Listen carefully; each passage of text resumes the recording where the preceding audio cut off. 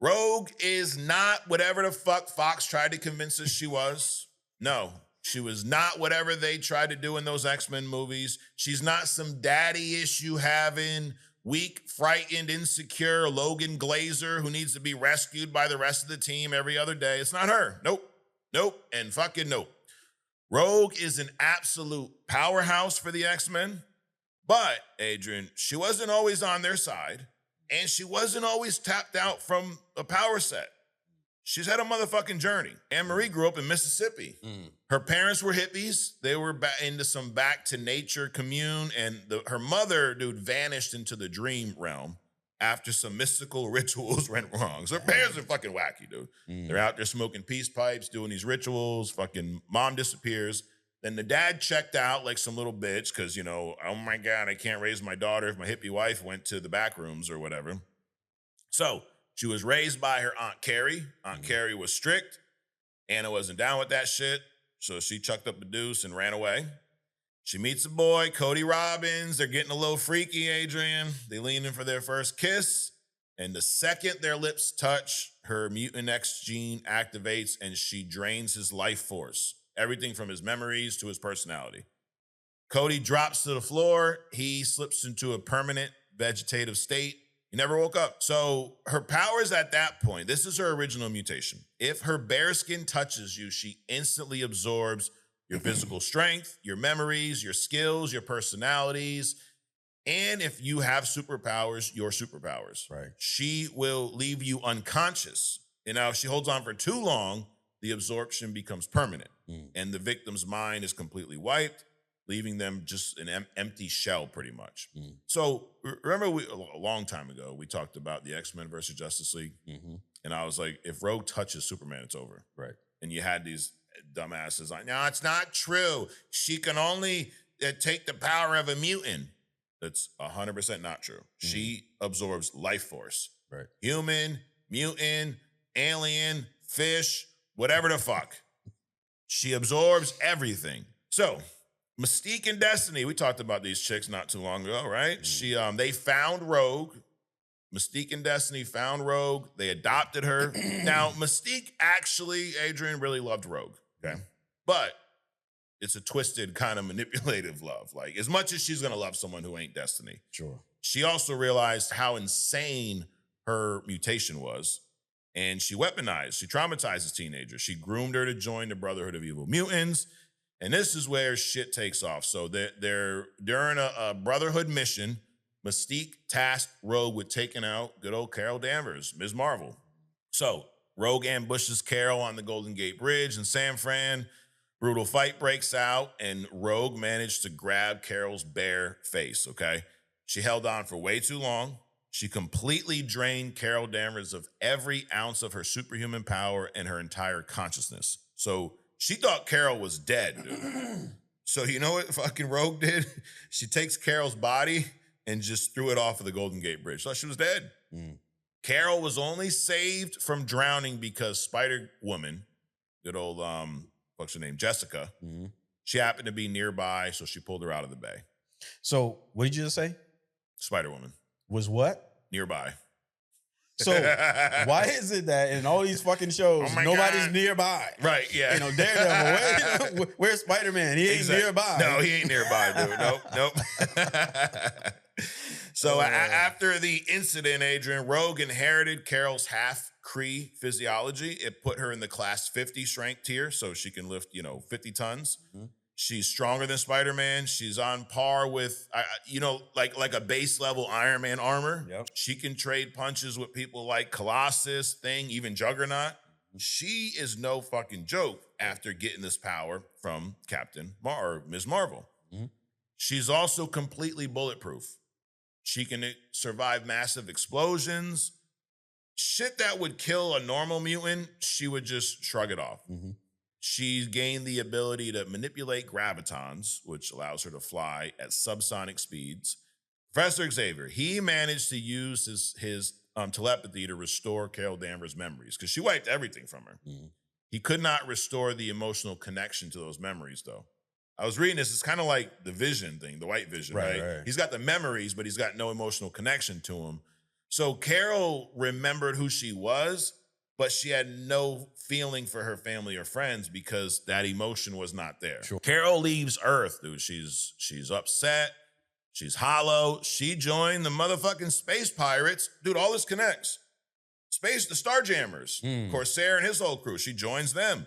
She was then experimented on by an alien race, just like what they're doing to some of our people now, you know? Yeah, sure. That unlocked her ultimate cosmic potential, transforming her into who, Adrian? The god tier, star-powered motherfucker known as Binary. Right.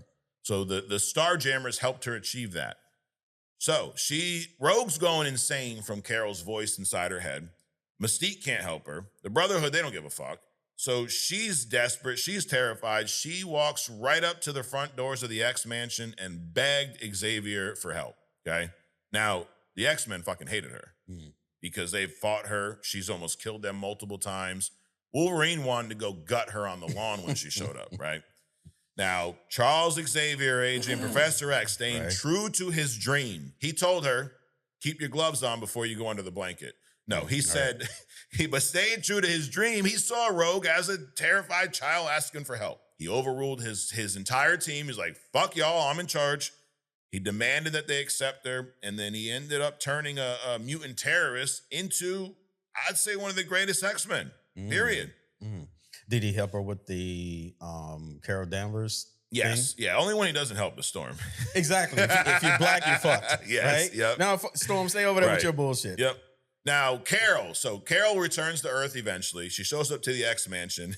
And dude, when she finds out that the X-Men has allowed Rogue to join the team, she is pissed, dude. She unleashes this massive cosmic blast, punches Rogue through the roof of the fucking mansion, across the property.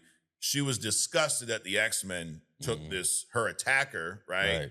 And she severed ties with them for years. Like, fuck y'all, I'm out. You X-Men are bitches. Even after Rogue joined the X-Men, Mystique would still try to sabotage her. She would infiltrate the mansion. She would, guilt trip her into try to rejoin the Brotherhood.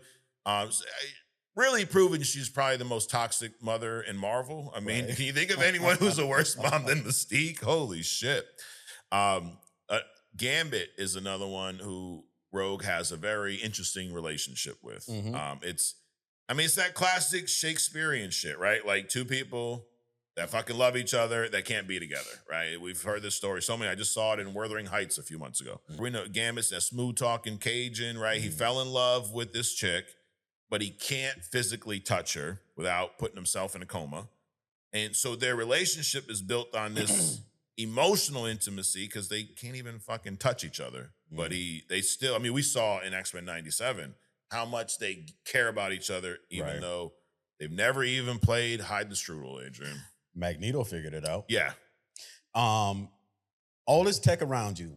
Beast. I got the perfect. Solving world fucking problems.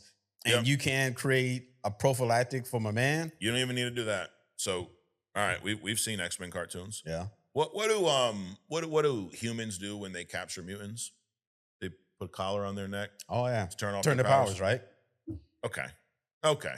You mean to go on Amazon, Remy, order a fucking mutant control collar, put that shit on. Or a bracelet. Yeah. Or a collar if you like that kind of thing. If you're trying to get spicy, Adrian, maybe you can get one that has a chain, attached to it. Put a collar on it and do your thing. Hey. Shit. I gotta solve everybody's problems, Adrian. Absolutely. Holy shit. So her very first comic book appearance was actually in Avengers annual number 10. She destroyed the Avengers, dude. She ambushed Cap. She absorbs his combat skills. Because not only does she take their powers and their strength, if you are a master at jujitsu or fucking basket weaving or playing the piano or whatever the fuck, she absorbs that skill too.